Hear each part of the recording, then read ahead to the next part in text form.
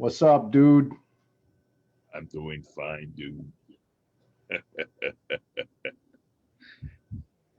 Aloha, everybody. Bro. Okay, here we go. Okay, that works. That's up. Still cannot do a watch party, but I'll just share now. Brother, And because I have this receding hairline and I'm sitting like this, and my hair now looks like that Kim Jong Un.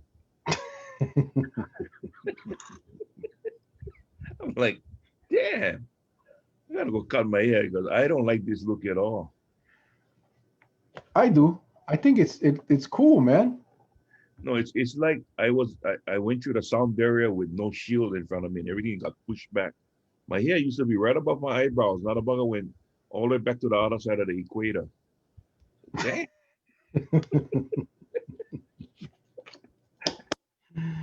Oh gosh. Welcome everybody to Facebook Live.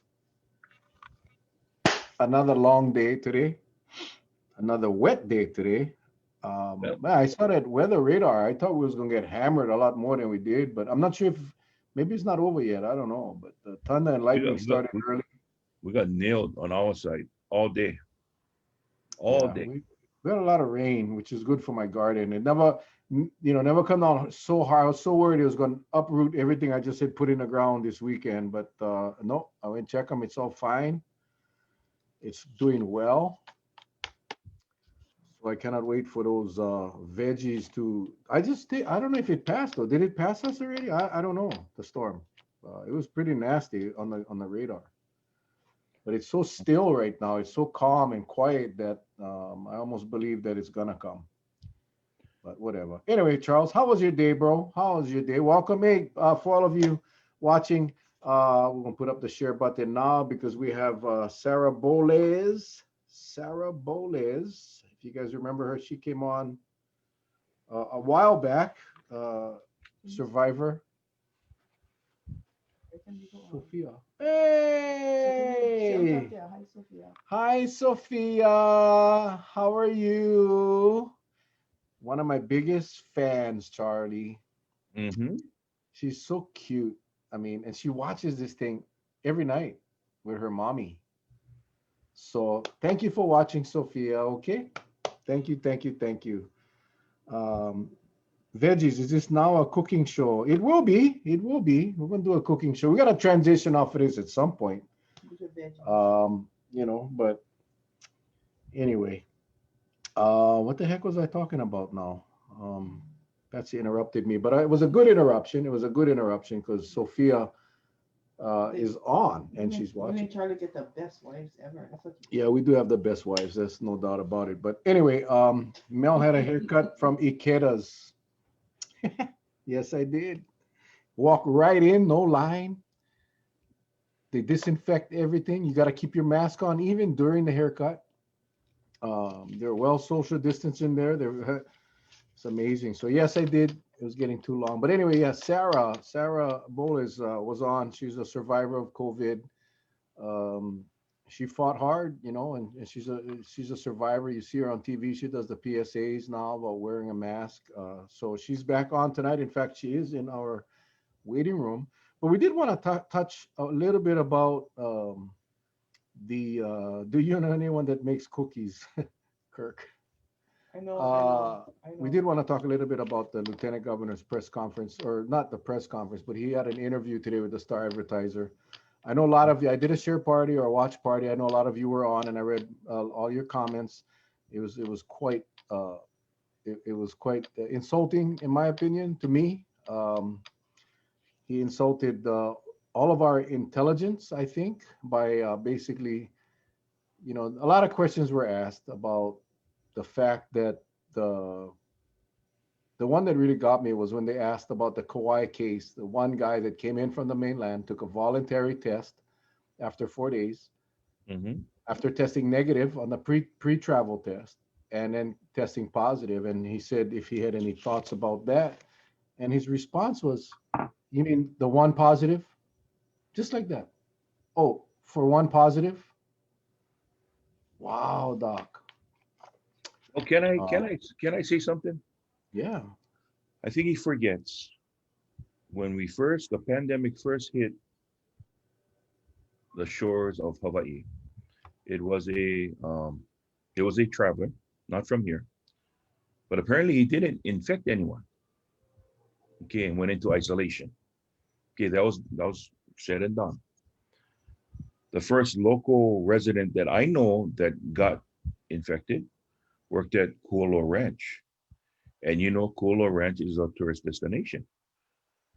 But because of the well thought out contact tracing program that we have here in Hawaii,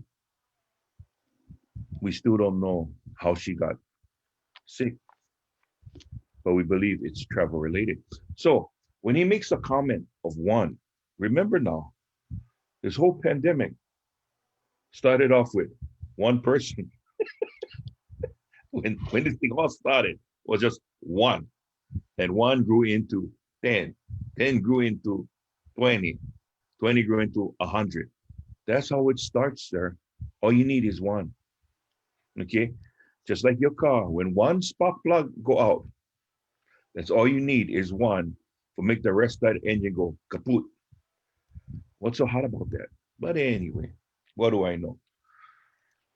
Well, if you, I know you watch it, Charlie. I watched it. Many people watched it. It was the tone was horrible. The fact that he continues to blame the local people. The fact that we gotta do, we all gotta do our job. We gotta uh, be careful, and we cannot go Halloween. He wants to cancel Halloween. He hasn't done it, but he said if he had his way, he wouldn't have Halloween. Do a big one But, next but year. what He'll but what host does a. he do? But what does he do if one traveler spreads it to one local and we don't know who the traveler is? Are you still gonna blame the local? That's you see, the one who's making this a race game is he. We never said local traveler, local tourist. We said traveler, whether it be someone from the mainland or a local person returning home. It's traveler. So it addresses everything across the spectrum. He is the one separating the tourist from the local. So he is Yeah. the one playing the race game. I'm sorry, but that's the way I look at it. Now, if It there's was somebody just out there that that say I'm wrong, please correct me, and I'll accept it. If you Yeah, well, it's obvious that he's backed himself into a corner that he cannot get out of, and he's taking out his frustrations on the people of Hawaii because he reads the comments, he watches our show, and he's not a happy camper right now. But the frustration I have is when he treated the Kauai's. Remember one thing, okay? And I got this from the mayor's office. We're going to talk about this in detail tomorrow night because we're still waiting for the numbers of the travelers. We know that from October 15th till yesterday, not counting today's numbers, we have had almost 7,000 arrivals on Kauai. Almost 7,000 arrivals on Kauai. Now that's returning residents and visitors and crew members. That's all of it. But what Sarah, the chief of staff for the mayor's office, is trying to work get the numbers for me is how many of those travelers that came in. Remember, I said travelers, not tourists, travelers, returning residents and visitors, how many of them came in that were part of that safe travels or whatever the heck it's called, safe travels program, meaning they took the test 72 hours before they left. Not everybody did that. So if you didn't do that and you came here on quarantine, you're not subject or you're not able to take that second test on Kauai. But we're trying to figure out how many people came that's eligible to take the test and how many people that actually took the test. We know that 250 tests were administered on Kauai, the voluntary second test. That much I know. But to figure out how many travelers versus how many people actually did the test voluntarily, we'll get a percentage. We should have that number by tomorrow night. So looking forward to that. I want to thank Sarah Blaine from the mayor's office. She's been so responsive to us over the last 7 months. And of course, the mayor's office as well. One special shout out to my dad from Seattle. He's actually on watching tonight. And love you, Dad. Thanks for tuning in. So, what do you think? Let's bring on Sarah. yeah, Sarah, celebrity Sarah. She's on TV a lot, man. I see her on TV a lot, and she's on commercials now. She's a movie star. She's a highly sought after talent for commercials from Hollywood. I don't think she can hear me. Either that or she's very upset. Can you hear Can us, you hear me, Sarah? Sarah? I can hear you. Oh, could you hear me earlier? Yeah, I could hear you. Okay, because you look like you pissed off. I sorry if I made you angry. I was just having some fun. Anyway, welcome back, Sarah. How are you? I'm doing great. How about you guys? Doing fine. We're doing. I mean, we're doing good. Considering. You guys ready for Uh, the third wave?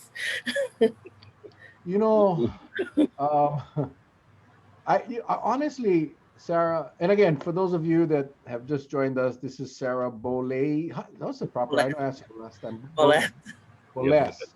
Yes. Uh, and Sarah is a COVID-19 survivor, and she was on our show earlier in the year to share her experience, and wasn't a very pleasant one. And we'll share a little bit about that. But since then, Sarah, you have been obviously in recovery, and we see you on TV now sharing a message that we want to get into a little later on. But Hmm. for those that, because we have picked up quite a few new viewers that may not have been here when you came on the last time. Yeah. So maybe just share a little bit about your experience early on, and your experience with the virus. Oh, okay. So yeah, I contracted the virus back in early March, the beginning of the pandemic. Before all the restrictions were in place, I was COVID number patient number 19.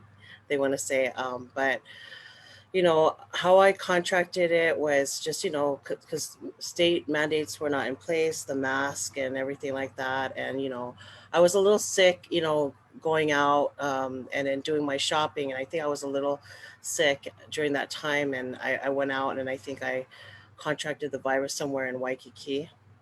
But like I said, no restrictions were not in place, so I was just doing my normal business, and just like everybody else would, not thinking that, during the time that COVID would hit us the way it did, the beginning of the pandemic. So I got COVID, and I was hospitalized for 3 weeks, no, to about a month or a month and a half. But I was in a coma for 3 weeks.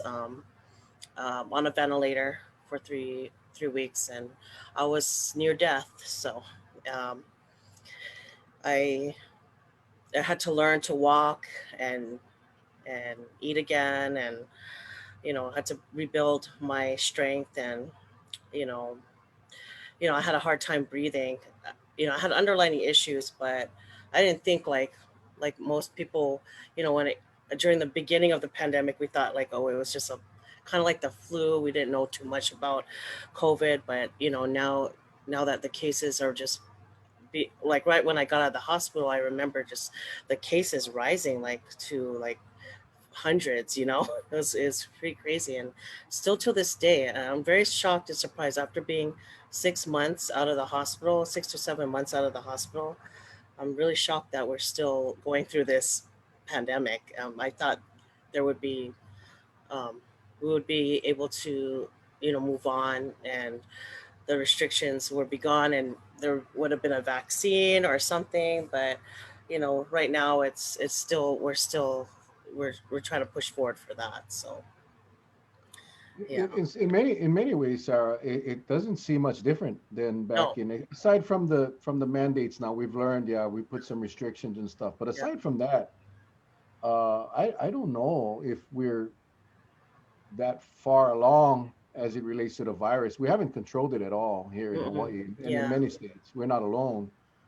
But the numbers, we'll Mondays we always get the dip on Yeah. Mondays. Yeah. Everybody gets they're ready to throw a party Mm-hmm. when you get a low number on, but it's every Yeah. Monday. We know this. Tuesday, Wednesdays tell a different story. Yeah. But you suffered. I mean, you were, and I remember when you were on the last time, you were actually still having a little bit of difficulties. And Breathing. how is it now, if you don't mind me asking? How is the so-called recovery? Yeah. They because they wrote you off as a recovered COVID patient Yeah. months ago. But how are you as far as? And again, we if I cross that line and ask a question you don't want to answer, just say No, so. it's okay.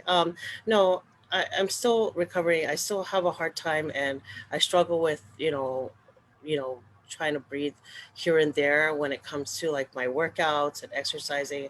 I was doing so well when I got out of the hospital, but I kind of fell back short, and so now, like my breathing, it's been a little bit difficult, but I'll always have permanent scarring on my lungs, just like every COVID patients. I had 20% scarring on my lungs, and that will never go away. So it's been really tough. I can never run again. I used to run before, long time ago, and I won't be able to do that. So until I can get my physical endurance back up, and go back to what I was doing before as far as like exercising and all that, I can be 100%. But I don't think I'll ever be that way. But I want to tell you, everybody out there, the most difficult part of recovery is the emotional and stress that you've like the post-traumatic stress that you dealt with, especially being in the hospital. That always it always is behind me, when I'm trying to like get on with my day.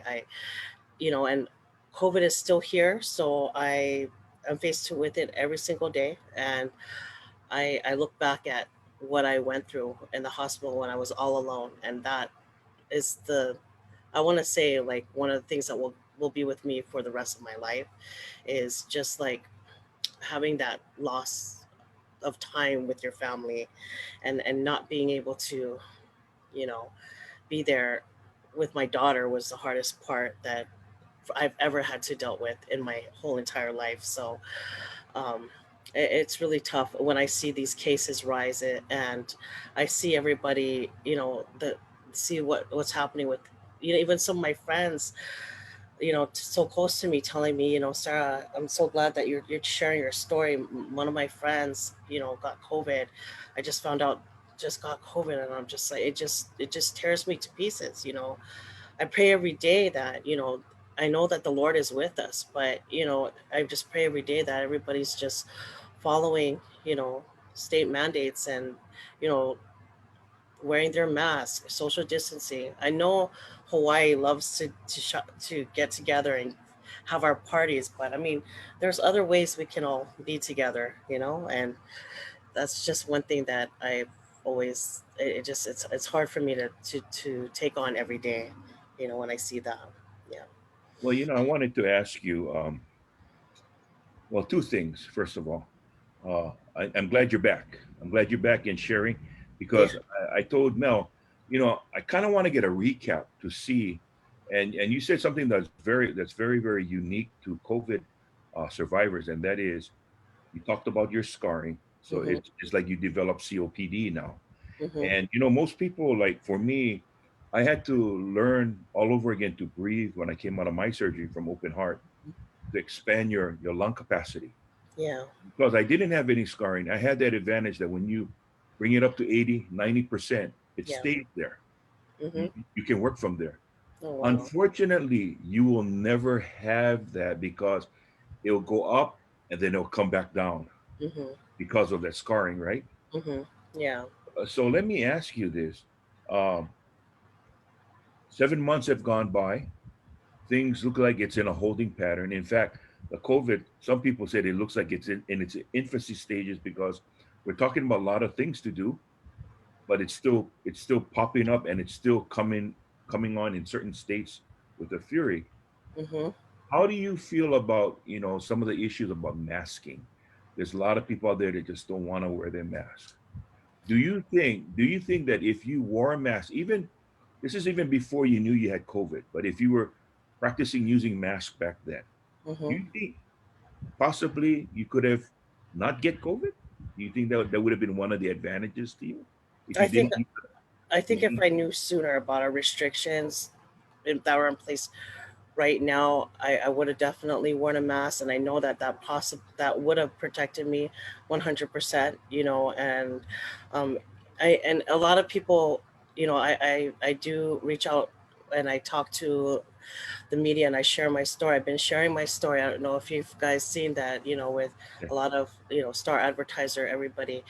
But I just think that like most people don't still don't want to believe that that's not the case. Like, we're all supposed to get the virus, or I always hear, it's a hoax, or it's, so forth. But I always tell these people, it's like, do you really want a chance that make that chance? Like, if like there's something out there that and you can protect yourself, why take that chance or that risk?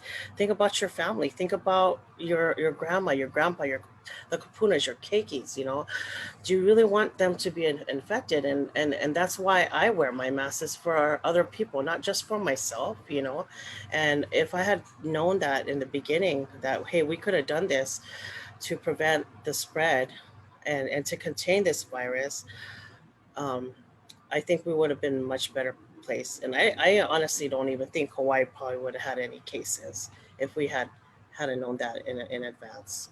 Definitely. Yeah. And that's one of the, I mean, that's one of the things about a novel virus, brand new. We learn as we Mhm. go, and Yeah. so I mean, and it's not, it's you, if you had wore a mask, and the Mhm. other people that you came in contact with were wearing masks, things may have been different. I'm almost positive it would have been different. Mhm. But now we know, so there is no excuse anymore. You see, Mhm. back then, who knew? Mhm. Uh, and so by no way, by no means are we, placing blame or pointing fingers at Oh, anyone. We're just saying back then, you were one of the originals mhm. that got this virus. We Yeah. had Lana Hughes on our show a few nights ago, and she's the old, Lana. She's the old Triple C guard that got the virus. And she had some symptoms. She's still recovering. She talked about it on the show. She talked about PTSD. I'll never forget when you told us on this show about your child, about having to say goodbye. I mean, that stuff can stick with me. Like when Charlie gave me the updates of his brother. I mean, those things are ingrained in my brain and will stay with me for the rest of my life. Mhm. I pray hard every night for this virus to go away and for people to be protected. Mhm. But Lana talked about she's suffering now from uh, I guess what we call COVID fog or brain fog, organization. Kind of cannot focus, memory. Mhm. I mean, is that you suffer from that as well? Because I'm seeing that as being very common Mhm. as the more and more I read about survivors and read their stories. That seems to be a common um, uh, I don't know what you want to call it, a symptom that stays for a while. Is Yeah. that something that you find yourself with as well? I do here and there. I did participate with UH on their research, and during the time as every week I visited them and I did my research. I noticed that during that whole week I was experiencing, some type of memory loss here and there. Like, I would say something, and then here and there, like it'll just kind of like I don't have to kind of recount what I said, and it kind of gets foggy. My memory gets foggy here and there, and I've never experienced that before COVID. So that was something that that I experienced that was like shocking to me. And the other thing was like the hair loss was the other one that a lot of COVID survivors have had that experience as well. And I lost before. I lost months ago. I've lost a lot of, like, almost half of my hair, so I had to like get some hair to put back there. My friends were so I'm fortunate to have great friends that helped me with that, because us girls, like I said, we care about our hair and everything, and not being bald. So it was Yes, it was really you sad. lost me, Sarah. You lost me right there. Hmm. How do you put hair back? Well, what am I? Oh, sorry. Um, I no, don't. they I mean, put like extensions on your hair for girls. oh, okay, okay, I got it. I got it. Yeah, I was really depressed about that too. And David Wong, if you're watching, credit to you. He's such a great friend. I mean, he did my hair and he made me feel beautiful again, because I was in so much. I went through a lot of depression because of that. Because we all care about how we look, and everything. So when I saw that was my hair was gone, like that was an emotional hit for me. So, but yeah, always been experiencing, like the coughing sometimes here and there, and I know it's like my asthma's starting to come back, but um, I've been experiencing like the breathing part is hard here and there though, so I have to kind of take it easy. Yeah. I wanted to ask you again about something that I mean, you talked about it, and I kind of like, wow, I was reflecting when I was hospitalized in ICU. I, Hmm. I didn't get to have my wife with me, because when I woke up from the anesthesia, I was still intubated, Yeah. and they just let her in maybe that last hour when I woke up, Hmm. and um, fortunately they didn't have me strapped down, Hmm. and the physician assistant said, "Oh, Mr. Yona, you gotta start breathing on your own. We're gonna dial it down, and we want to see if you can breathe on your own. That you can take your tube out." Hmm. Well, they didn't tell me they were gonna yank it out. Oh wow. Yeah. Yeah, so when they yanked it out, you get that gag reflex, right? You want Yeah. to leave, and but then I felt my hand coming up like I wanted to strike something, but I'm glad my wife was there.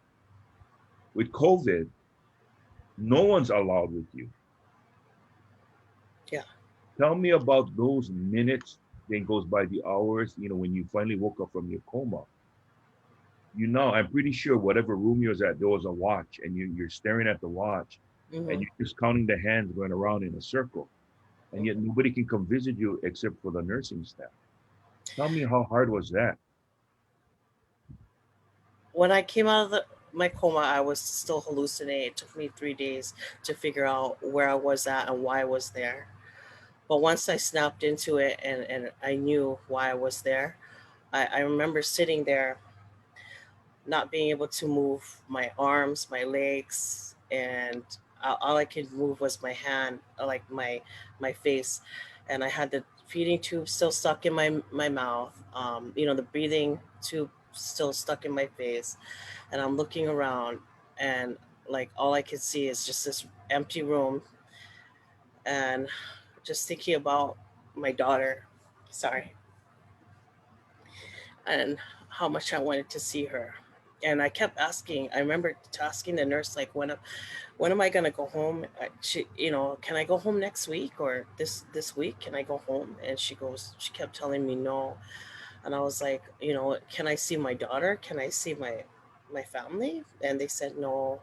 You know, you're gonna be in the hospital for some time, but we're going to get you to where you need to be. We're going to get you to start moving your arms first, and we have a plan for you, Sarah. You're going to be able to go home to your daughter. We're just very thankful that you're up and you're talking, and that you're here with us, because we almost lost you, so that was really tough to hear. And seeing the doctors come in, and I remember the doctor telling me, like, yeah, you were close to death.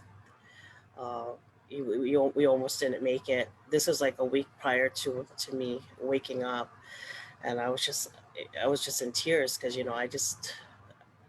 I just wanted to go home. So I told myself that day, and I pray every day, and I prayed to, and I looked at God. I said, I'm here for you, Lord, and I'm definitely going to get, I'm the living testimony. I'm gonna make sure I share my story, because I would not want anybody to go through what I went through, and to have that that feeling of not being able to have your family next to you when you're suffering was really tough for me. So yeah. Yeah, I think a But lot of the doctors that are out there and sharing the stories, I think that is the hardest thing for them to see, and for our nurses and our mhm, frontline workers, that these patients are alone. They yeah. are alone, and in fact, it's the frontline workers, the nurses, that are building, trying to fill that void of the family, but that's not the same. I mean, hello, Mhm. it's just not the same. I remember, I'm not going to ask you to do this again, not because I don't like see you cry. I don't want to cry. I started already crying, but I'll never forget that story. You when you had to call your daughter and call your family before you went into the coma. Yeah. That was horrific. And Yeah. you know, I don't know what more it's going to take for our people to understand Mm-hmm. the, when you look at again, and I hate to bring up that recovery because again, everyone talks about, yeah, but 99% had recovered. Yeah. You're looking at someone that recovered, everyone, Mm-hmm. and I can tell, I can see how you're breathing. After you got to stop and fill those lungs again. Mm-hmm. That's you haven't recovered 100% from COVID. Mm-hmm. Um, and all the ones, and I don't know that many survivors, but I read a lot of stories from survivors, and certain things, the breathing, like I said, the COVID or brain fog, the those things seem to be pretty common as from all of the recovered people. Mm-hmm. So I appreciate you, being that voice for everyone. Your PSAs on TV are powerful, powerful. They put that with you, with Lofa, and there's one Yeah. more, The uh, doctor. Yeah. the doctor. Yeah. Mm-hmm. I mean, gosh, if who watches that and the next day go out and not wear a mask? I Mm-hmm. don't know. I don't know, sir. Uh, are you seeing a lot of people um, that you may know that still choose not to wear, or for whatever reason, laziness or what, are not wearing a mask? Oh, I experience till this day people that don't wear a mask. I still experience people, telling me that, you know, trying to convince me that it's not a virus, that it's not. I don't care, and honestly, I tell this to everybody. I don't care if you think it's not a virus or if you think it's a man-made virus or whatever it is. Wear your mask because it's still out there, and it upsets me when people don't think about others like that, and they want to risk and put themselves in jeopardy. I mean, and all a lot of the people too are like, it's very, they think it's like very political for some. I've been experiencing that lately. It's been very political, and it's like, put your freedom, your put all that stuff aside. All I hear nowadays is it's my freedom being taken away. I don't know if you guys heard that. I was like, my freedom's been taken away. I can't. No, it's not that. It's not because of our freedom being taken away. It's just the right thing that we all need to do. Until this pandemic is over. Um, and we we just have to do what we got to do as our part. So Yeah. I see a lot of it. I wanted to share with you. I just, and Mel knows me. I just got to look up somebody's word. Use the word recovered, past Hmm. tense, or recover verb, and it says here to return to a normal state of health, mind, and strength. Actually, what you're faced with is recovering, Hmm. because you haven't recovered, No. because you're trying to get back to the point before you had COVID, Hmm. and you're far from that. You know that, and yet for these naysayers who say that, oh, all these people recovered, ask them, did they actually get back to the point that they left off? Because if you're recovered, you should be there. If you're still working your way to that point, then you're recovering. You haven't recovered yet. Hmm. And the question begs to ask is, when do you think you'll be recovered? There is no timeline or crystal ball that says, well, just like how the state opened, we know we're going to open on the 15th, Hmm. okay? And that was kind of all done backwards. Yeah. For your recovery, you can't say to me, Uncle Charlie, I am going to be recovered by next year same time. You Yeah. don't No. know that. And Hmm. so the thing is, I'm looking at it from the standpoint that I want everybody out there in TV land watching us right now to know that we have a brave woman right here sharing her story, because she's trying to make you, if you can share it with your friends, that if you're at this level and you get COVID, there is no guarantee you're going to come back to that level. You may end up here. Mhm. Okay. You may end up way, way short of where you were. And Mhm. so, like Mel said, he can hear your breathing. I can see you stopping sometime Yeah. just to take a short breath of air. So Yeah. do me a favor. If at any time during this interview you get winded, please say something. And we'll carry on the discussion, okay? Because Okay. I don't want you to go, hello, hello. You know what I'm saying? Just let us know. If you gotta take a breather, just let us know, okay? Okay. Okay. Yeah. So I was just curious, did they ever determine in your case where you, I know you said earlier tonight that you think you may have gotten it in Waikiki. Mhm. Did they ever conclude where it may have occurred, or is that their best estimate, or your estimate that it would have probably been in Waikiki? That was my best estimate. They haven't came back to me as far as the contact tracing and everything. I told them who I came in contact with, who I think I came in contact with, the weeks leading into me getting COVID. But it didn't really narrow down, and during that time, it was contract tracing was, I mean, I don't even think it's even any better right now. To be quite honest with me, I think we could do a lot much more better.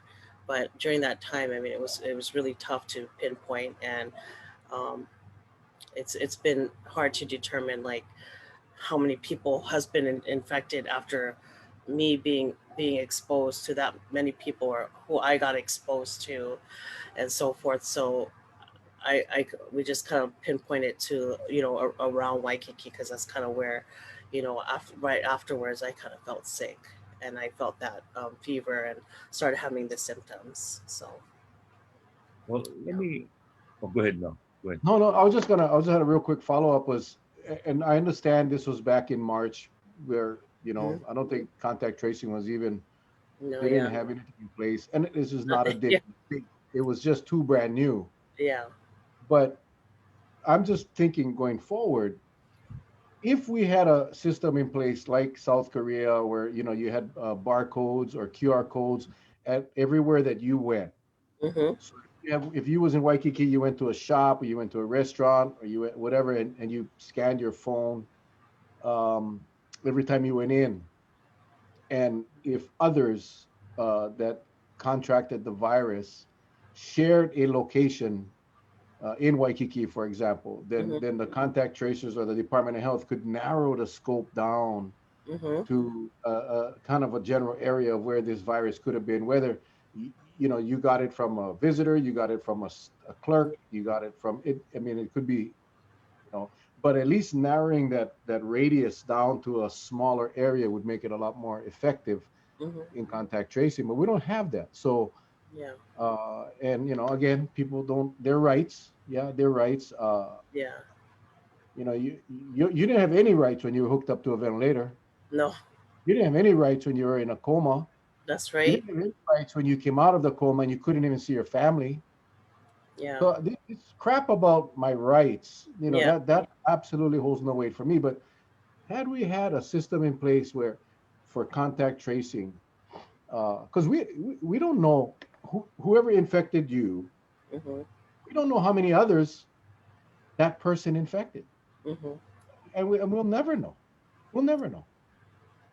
Yeah, what hurts me is, I did some shopping at like Times Supermarket here and there, and going grocery shopping that, I wasn't, I don't know who I could have came. I think about the kapunas that I passed by during that weekend. I'm thinking like, I hope I didn't infect them too, and so if we had had that in place, yeah, I definitely believe that we would have, something like that would have helped big time, big time. Let me ask Yeah. you along the lines of the contact tracing. You had gone through a process of questioning, Yeah. okay? Hmm. Did the contact tracers at any time ask you certain questions that would jog your memory, or they just said, okay, tell us who you came in contact with? Because I've always been interested to find out what kind of questions they ask you, Yeah. because there is ways of asking certain questions to jog a person's memory so Hmm. that they can offer even more. Can you explain to us what process you went through, if you remember? Oh, all I remember was the doctors and then the nurses working with me on who I came in contact with, and they did a lot of questioning. The Department of Health, I believe, did a lot of questioning towards my family and my friends. So they asked, "Oh, who did she come in contact with? Was she in contact with you?"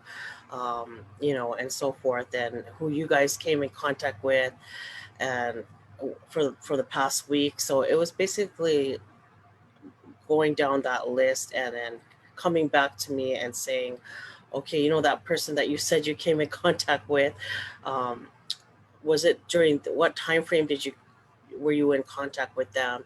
So that's what I kind of could remember during the beginning of the pandemic, what I had to deal with the contract tracing. It wasn't very I want to say organized as far as like who and what. Like it was just mainly just, oh, who, name the people that you had came in contact basically, and we'll get in contact with them. So that's basically, or who I came in contact with. But I asked the doctor too. I said, did you guys narrow it down like to who, like how many people I came in contact with, or like how many people I could have possibly infected? They said that they were still working on it with the Department of Health, but I never got anything back as far as like what was the outcome of that. So yeah.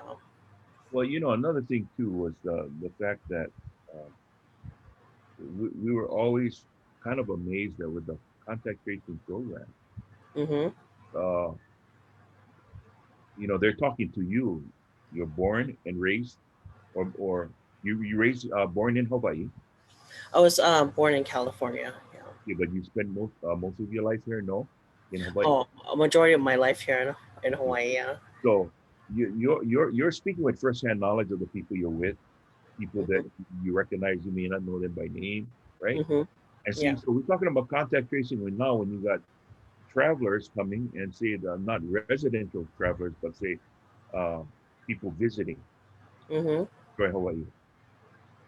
If something should happen, would they be able to, in your opinion, do you think they would be able to call out? Well, I was sitting next to Charlie Iona.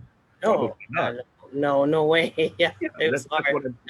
Yeah, that's what I'm saying. That's the dilemma I think they're going to be faced with now, Yeah. because now we need to go full blown based on, and based on given what's happening in the mainland. And another thing, you got great care. Okay, there's no doubt about it. It seems to me you were in good hands. Mm-hmm. But if we're talking about supplies being short, Mm-hmm. right now there's waves hitting the mainland, and I think they're sucking up all the supplies. So I don't know if we'll get supplies enough for us when it's our turn should it happen. Oh yeah, And no. that's the thing I worry about too. Mm-hmm. Yeah. That's what I'm worried about too. Because I think at some point we were really short on our ventilators too. Yeah, we had to share, and some.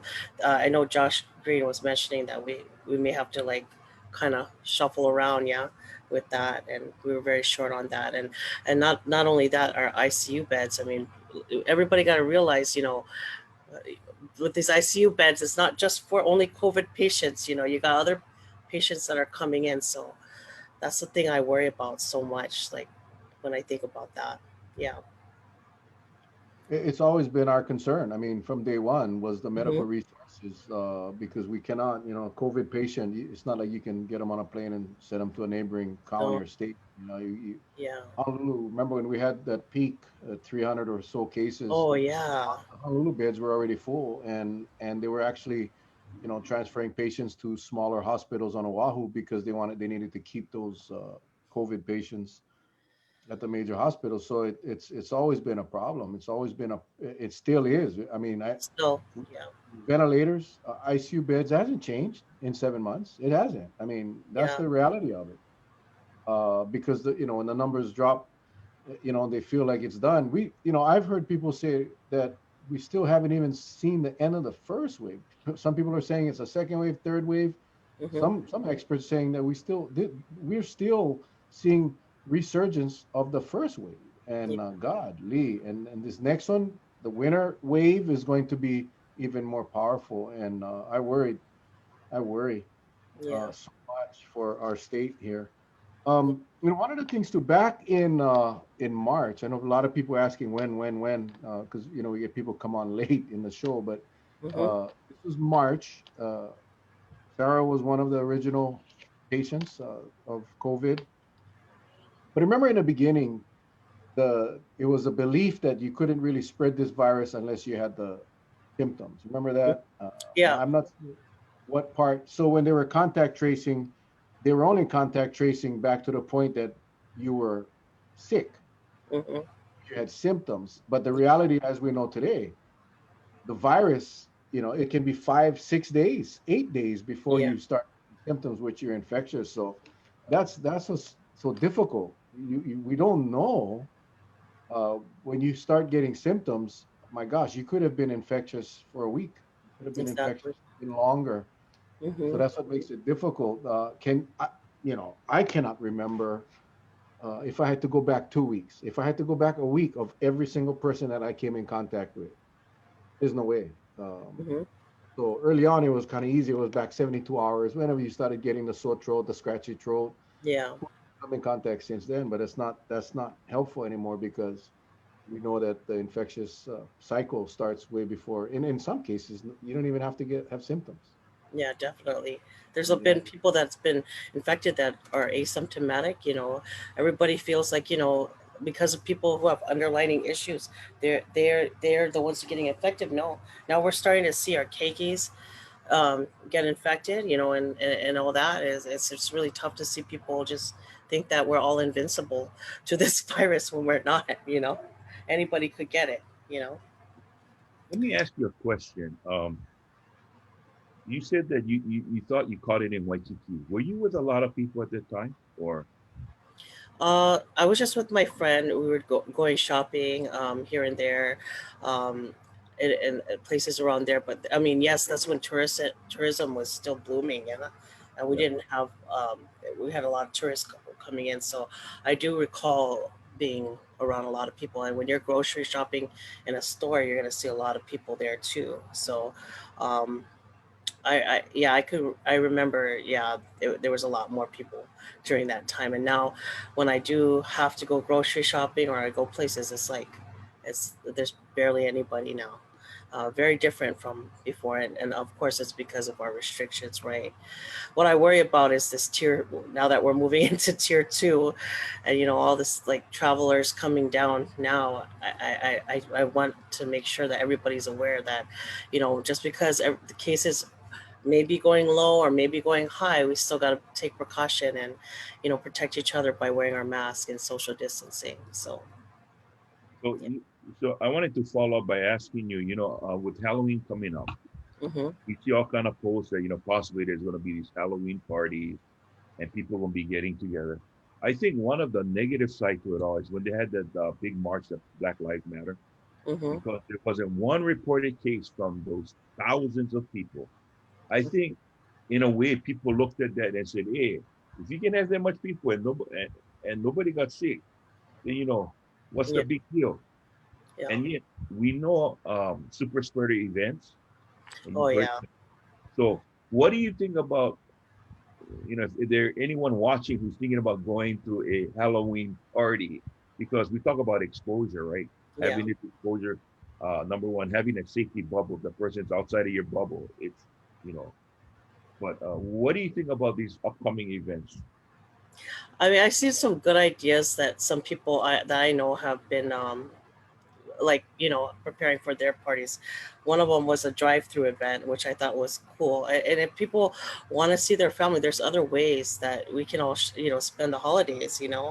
And I think most importantly is that we protect ourselves. But I'm really scared to see, like, if they're gonna say, hey, let's, I mean, Halloween especially, like, do you really want your kids to be grabbing candies from a stranger? You don't even know what they did with those candies or what, you know what I mean? So I think just be more precaution and take precaution, stay home. I think that they really shouldn't do the trick-or-treating. I don't think that they should open that for the public, my opinion. And I think you should just spend it with your family, like wear your costumes with your family, or do something. Just think about, like, the next wave is coming, and it's still, the pandemic is still here. We shouldn't be doing all that, not unnecessary gatherings, I want to say, where there's like so many people and having these big parties. And I know everybody's so anxious because they feel so, I've been hearing they're so depressed because everybody's just so contained in their homes. Yeah, but we just got to think about, like, okay, we don't want to get ourselves infected here. Okay, we just got to make sure we stay home with our families and spend that time, especially during the holidays, with my family. So I've already planned things with my daughter and my boyfriend, and I told my family that we're gonna have to spend it alone. Um, and we can always FaceTime and talk to each other that way, and just spend it with each other. So I think that will be my best feeling about if we do come up with any gatherings, or for family gatherings. Yeah. Everybody, it's not too late to share this thing. I'm listening and Sure. I'm thinking, what a shame if we cannot get this message to everybody. Mhm. Share it right now. Sure. Hit start a watch party. Share this uh, show tonight with your page. Share it wherever Mhm. you can, because it's important we get everybody that we possibly can to hear this message. We so appreciate you here. Uh, I just had a question. Is there any type of support groups for COVID patients that are in recovery, or I call them survivors because you survived it, you didn't die, but you haven't really recovered. You're still recovering. You're going to be in recovery. Is there any type of support group out there or has anyone started a support group for all the different COVID survivors out there on Oahu, for I example? think there's a one called COVID PAL. My friend George is a part of that. George Ma. I don't know if you guys heard about his story, but I Yeah. know that there was one that I saw that he was doing. He participated in. I have, with worldwide, there's been some on Facebook that I've joined, as far as like for COVID survivors and everything. But I want to tell them this, and I haven't had the chance to tell, if they're watching, if you're a COVID survivor. Um, I know it's really tough to tell your story, but it's really important that you do share, because we need more people like us to share our stories, and tell everyone about our experience, not to spread fear, but just spread the awareness, and so that everybody knows what we can do moving forward. And I encourage you guys to be strong and be fighters like us, and share your story. So, yeah. One thing that I mentioned before, I don't know how many people there are out there, Hmm. because sometimes it seems almost like futile, the amount of attempts we make to just say, hey, we're just giving you the information. You can use the information or you can elect not to. Hmm. Somebody will say, you're fear mongering this and that. Yeah. My thing is, I've been thinking about this, I mean, for like the last 3 weeks, and that is, I have no problem telling a person, hey, do you know what it's like to be in a coma? Hmm. Okay, let's not talk about COVID. Let's Hmm. just talk about coma. Oh my, yeah. Yeah. Let's talk about that suspended, that time that your brain goes into suspended animation, right? It's just like, ugh, Yeah. you're alive, but you're not alive. Hmm. You're breathing, but you have no control over your breathing. I mean, some people, when you were in a coma, tell me, did you have any dreams? I don't think you had any, or did you have a dream? Actually, um, now when I came out of it, I do recall having some, now that I look back, but it wasn't good dreams at all. One of them I remember so vaguely, and I tell this a lot, when during my interviews, is I was close. I remember being next to a door, or being towards a door, and there's this lady at the very end saying, "It's okay for you to walk through that door, Sarah. You can walk through that door." And here's my daughter on the other side. I'm like, "Hi, I gotta walk through this door." And I think about it. I talk with my family, and my sister and her mother-in-law. We talked about what that was. That was the door to me passing away, and I could have walked out that door, but Jesus. I felt Jesus was there, and he pulled me back and said, "It's not your time. It's not your time to go." So yeah, I remember. I recall that having that dream. That was the one that sticks to me that day, and having to wake up on Easter Sunday was just even more like it gives me chills, to think about it. I'm truly blessed, and to have such a great family who prayed, and for everybody that was out there that showed me that support. Yeah, I that was one of the dreams I had, and it'll stick to me that I could recall. I don't know if it was a dream or if it was just something that just came to me, but yeah, being in a coma, you don't know. Yeah, you don't know what's going on until you come out of it. So, yeah, I think it was real. yeah, I believe it was Russell Izumo, who's one of our survivors here on Kauai. He yeah, was on our show. He went down that hallway too. Remember he talked about the yes, doors, Charlie, yeah. I remember that. Yeah, on the show. He was supposed to be on Richie tonight, but unfortunately he got hung up at work, so he couldn't be on tonight. But he talked about that door, that hallway. yeah, So I honestly don't, I mean, I am a God-fearing person, and I do not believe for a second it was just a dream. yeah, I think if you had walked through the wrong door, you wouldn't be here today. I yeah. believe in my heart. We talk about the waves. We talk about the whatever it's the third wave, second wave. It really doesn't matter. We're not done yet, and many of the experts are saying, the mainland is the East Coast is really starting, Midwest starting to really pack up the cases. And we know, and this is why it's so important to get your message out. And that's why, people, I hate to repeat myself, but you got to share this, even if you share it tomorrow, it doesn't matter. Hmm. That October 15th is when over 10,000 people came to Hawaii. Oh my Over gosh, yeah. 10,000 people. Hmm. The numbers, the trends show us or tell us that from the day of exposure, Hmm. and you would agree that on October 15th, this state came across a lot of exposures, whether it was in a TSA line, whether in an airplane, whether at the rental car, the hotel. There were a lot of exposures. But what the experts are saying is that you do not see the impact of that exposures for 3 weeks. That's about how long it takes from an exposure to turn into a positive case. Hmm. If we're using October 15th, and if my math, we're not even there yet. We're far from that 3 week period from Yeah. October 15. In fact, this week will be 2 weeks, the 29th, I believe. Yeah, the 29th will be 2 weeks. We still got to wait another week before we see the full impact of the exposures that were on the 15th. Now, remember, on the 16th, we had another 8,000. Hmm. And then on the 17th, we had another 8,000, whatever it was. Yeah. You see what I'm trying to say? In 3 weeks, we're going to start seeing some numbers that we've never Some seen very before. big That's what the numbers. experts are saying. And that is why it's vital, people. And again, Sarah, for sharing your story, but that's why it's so important. We got to get this message out in front of your loved ones, your friends, your relatives, your neighbors, because people need to understand that COVID is for real. Hmm. It's not the flu. You've ever had the flu before, Sarah? I have the flu, but it's totally different from the flu. It's not. Yeah, You don't get you that have to. shortness of breath. You don't get flu. You don't like. You're not just walking to your fridge and all of a sudden you cannot breathe.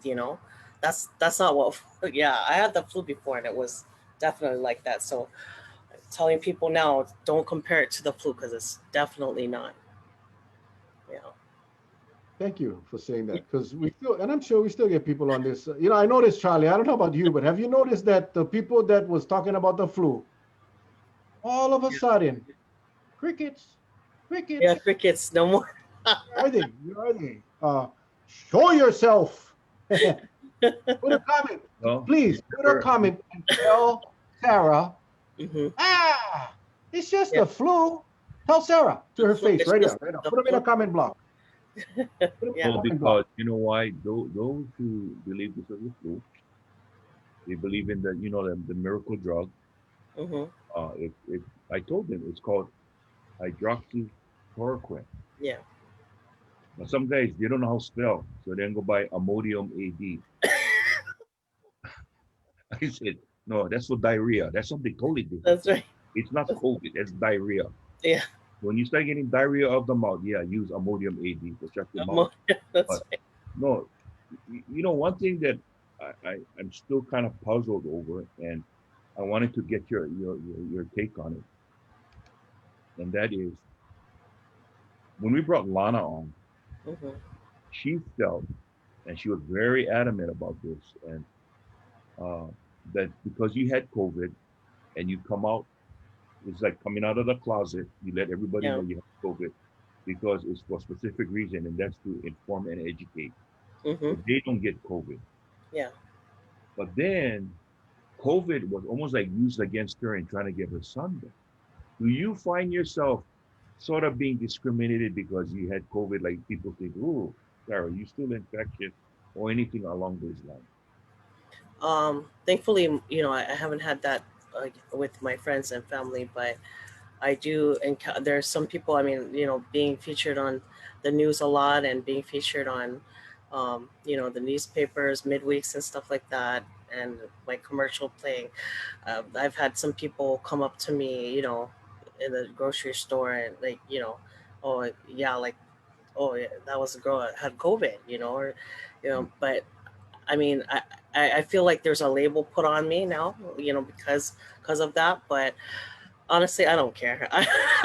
With those people who just it's like don't want to, they just choose to just think negative about it and choose to twist my story into something differently. I pray for them. I mean, I'm just saying, like, for those who are inspired and that take my story and you know and choose to share that with their family and to take the precaution. I mean, I I'm very happy and for those people that I've touched those people, and that's why I do what I do. So yeah, I do see people, trying to put a label on that. You've had the I hear it a lot. So, but like I said, honestly, I just keep going, just keep being strong. Yeah. Good, good thing. Yeah. Yeah, well, it's you do have a label. I mean, it's just one of Hmm. the. This is your label here. What I is was it? gonna say hero. Hero. That's your label. Yeah. This is your label. You, Thank you. Lana, Russell, Hmm. George Ma, all of you that take that step outside of the box or outside of your comfort zone. I remember you remember your first time you were so nervous to come on the show. I was very nervous. Oh Yeah, my I God, was. because we didn't know it. We didn't know you. You didn't know us, Yeah. and I just so proud to know you because it's obvious now that you are so confident, and your passion for sharing your story, Yeah.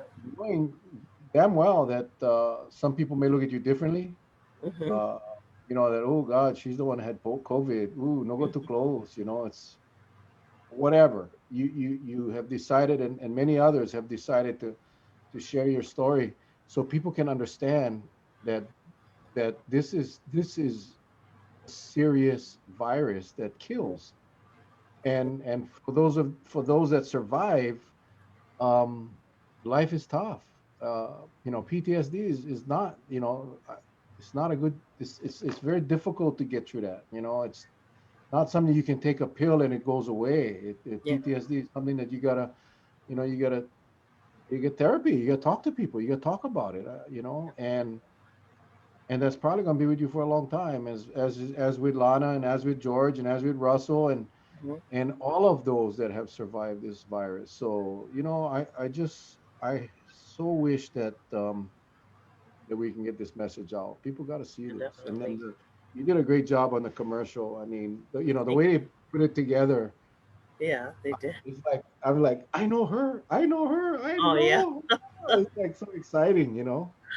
I was You know what? crying when I saw it because I just thinking about like how I'm so happy to have put that message out and all of us survivors came out and put that message out to everybody out there, and now it's on everybody's, everybody can see it on commercial. Like I was thinking, when are we gonna have this? Like I even told them, I was like, it took them some time to get in contact with the us, survivors, but I'm really glad that we did that, share our stories. Yeah. Let me ask you. I saw one clip of you. You were climbing the stairs by your home. It seems Hmm. like you have a very long.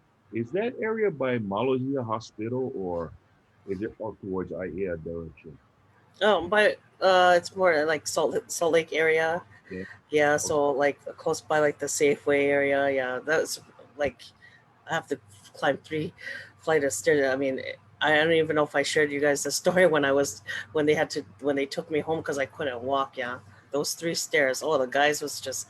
It took like five guys to take me down on that gurney, and I don't even know how they.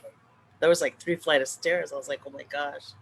Yeah, that was really tough to go through that. Now looking back at that, it was really hard. But yeah, yeah, they wanted to show my like all of us like as part of our recovering phase and everything. And during that time, I was still, you know, and still this day, like what you said, I'm recovering. Yeah. So yeah. Oh, someone had asked, and please forgive me because I saw, just by looking at some of the the still shots we see every once in a while when someone's on a ventilator, and I guess they move their positions when they're in bed to make it easier to take the pressure because there's so much fluid buildup in the chest. So were you one of those candidates where they had to move you from time to time from your back onto your stomach because just to take pressure off, or Yeah, they moved me quite a bit to where that's how come I had lost the half the back of my hair because of, all the pressure. They had there was a lot of pressure. I don't know if you guys remember. You guys featured the picture of me coming out of the hospital and my eyes were bloodshot red, yeah, um, and that took some time to clear up. But it was bloodshot. It was kind of painful too, opening too, because like all the amount of air that they had to pump into my brain, pump into me, just caused that. Like I guess blood vessels in my eyes to like uh, burst. Like everybody thought that that was because of the disease, the virus, but that was actually from the ventilator. But because you really need some, depending on who you, like your breathing and how you are, like how, they have to put a certain way, or they have to pump so many, and I'm not sure how that works as far as how they. I know that they had to use a lot of pressure and air to get me to survive. So yeah, that's why my was eyes there? were red. Yeah, they had to move me around quite a bit too. Yeah, yeah. I know that like with my brother, they things are looking good, and they had to really tweak it up because um, you know, you're you're trying to get oxygen into your bloodstream so they Mm-hmm. can circulate, and when your lungs ain't working, ain't doing its job, they gotta find alternative means, and I think that's why they really put the pressure on. So, Hmm. I do want to say I am just so honored just by talking to you and just looking at you now from the first time you're on.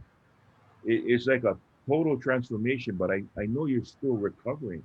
Yeah. But I just want to say thank you so much. I mean, I'm honored that you're here talking to us right now. Thank you. I'm very fortunate to be on your guys' show, and anytime you guys need me, I will be here to support you guys. And I watch your guys' show, so I mean, I'm very honored myself to have this opportunity to be with you guys and to share it because you guys have a lot of views, and everybody out there, please share this video. Yeah, Thank you. Thank you. you're welcome. Well, you know, like Charlie,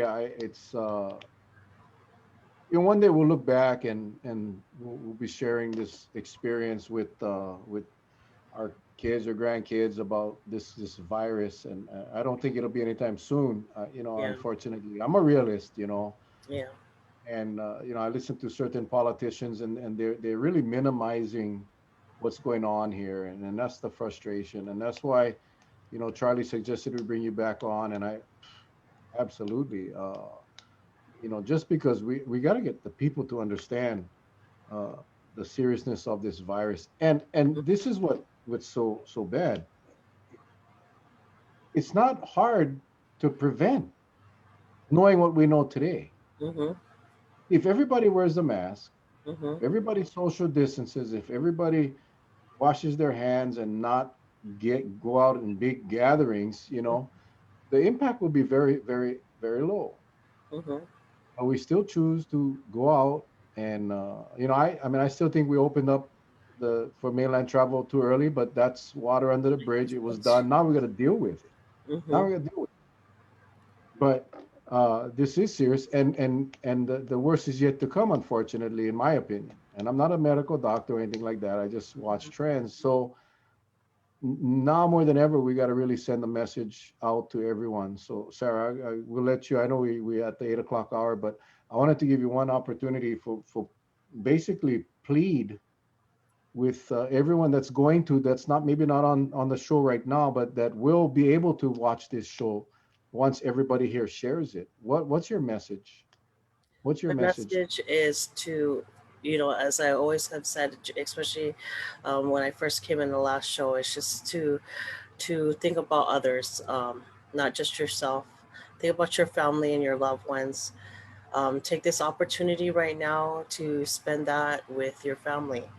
Um, and I know that the holiday season is coming up and it's really tough, and we want to have these huge gatherings. We want to have these huge parties at our house, but I would ask you guys to refrain from that.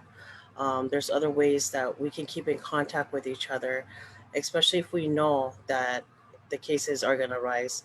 Um, are most likely going to keep rising until this pandemic is over. I want everybody just to make sure that um, we wear a mask to social distance and avoid um, those large gatherings. And I know we can all get through this together. We just gotta. I know it's really tough right now, and everybody's really sad and depressed because we gotta stay home, and we don't get. We feel like some part of our freedom um, has been lost. But set that aside, everyone. Set that aside and think about the health and concern and the safety of not just ourselves and our family, but everyone else that is out there. So please, please follow our state mandates. Yeah. Thank you so much, Sarah. Charles, Welcome. Charlie. Well, first, as always, I like to again express my deepest gratitude to you, Sarah.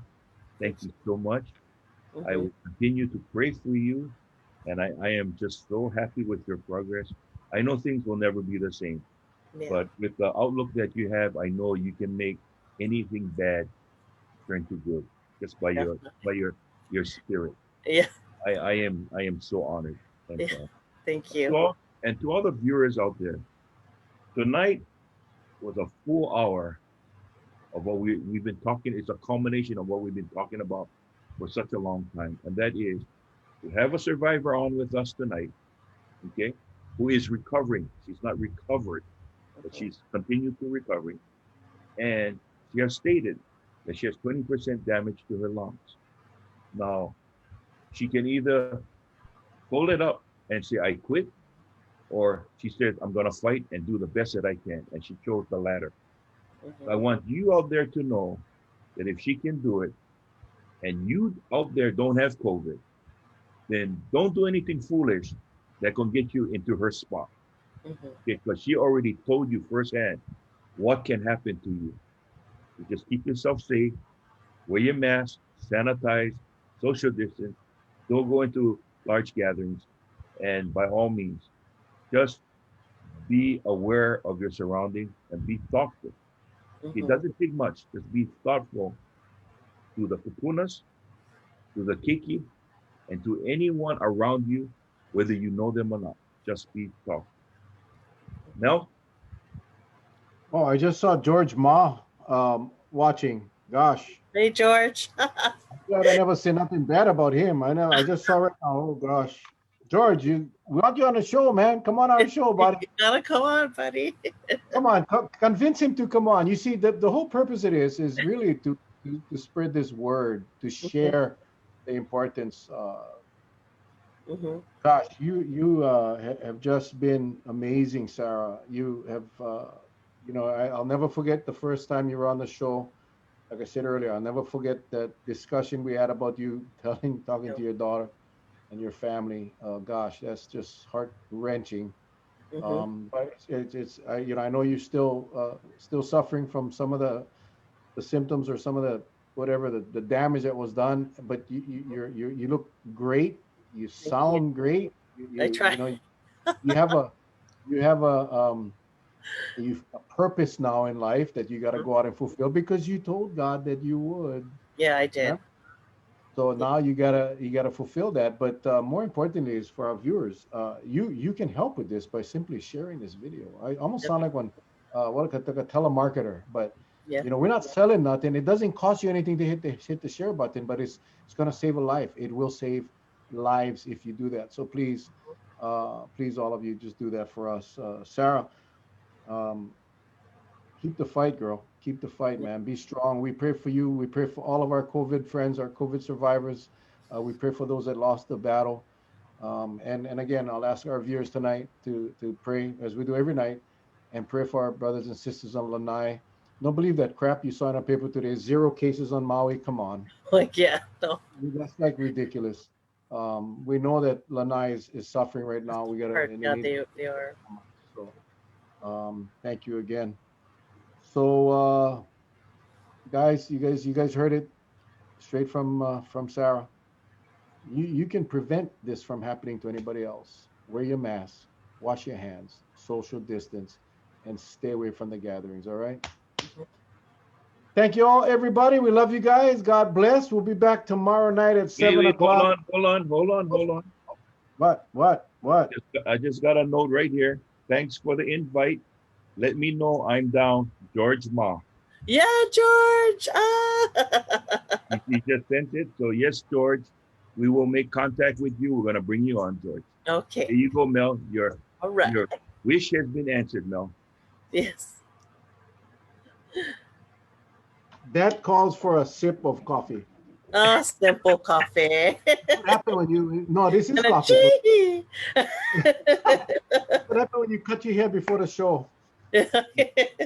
George, you're like probably the most famous COVID survivor in a state. Not anymore. I think now because Sarah came on our show, she's the Yeah. most famous. But let's take advantage of this opportunity, George, and anyone that wants to come Yeah. on and share their story. We are man. That's what this platform is for. We're blessed. We're given this opportunity, and we're going to use it to make sure we inform and educate. So again, thank you all for hanging in there. I know it's a little bit late. God bless. Love you guys. George, Love you, Bye. Sarah. Take care. Bye. Love you guys. Aloha.